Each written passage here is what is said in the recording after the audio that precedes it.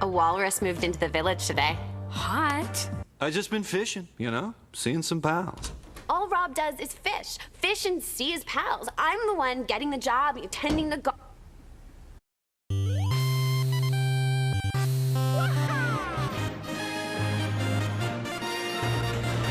So who remembers the first time they played Animal Crossing on GameCube? I know I do. Well, it would seem Nintendo hit a very interesting little feature that was just discovered 20 years later. The in-game NES Emulator can actually be used to play NES ROMs that are stored on the physical GameCube memory card. How cool is that? James Chambers, a security researcher, was the one to make this fascinating discovery. He detailed his findings and how he came upon it in an extensive blog post earlier this week. Previously, with the in-game NES emulator, you would need to find other separate in-game ROMs to utilize it, and it was a tad bit restricting. He realized that activating the in-game NES through the menu actually causes the game to mount and search for the player's memory card for valid NES ROM files, using functions like this. He described spending a great deal of time debugging through an emulator. Chambers was finally able to decipher the specific file format needed to get Animal Crossing to recognize NES ROM files that were stored on the memory card, which involves inserting specific checksum, file name, and ROM header values in certain locations before the game data itself. Surprisingly, he was able to load such games as Mega Man, Pinball, and Battletoads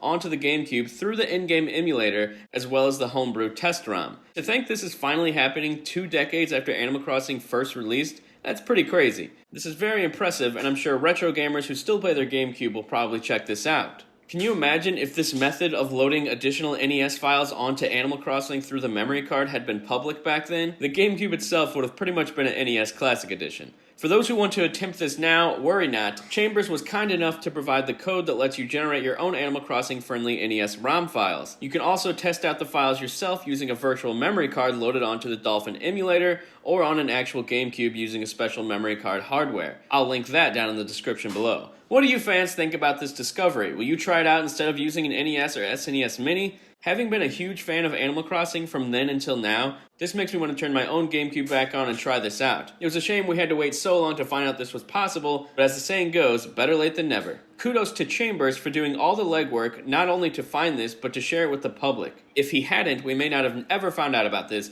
So thanks a lot for watching, guys. If you want more videos like this, be sure to let me know down in the comment section below. I'm Brett Medlock. I will talk to you guys later. A walrus moved into the village today. Hot.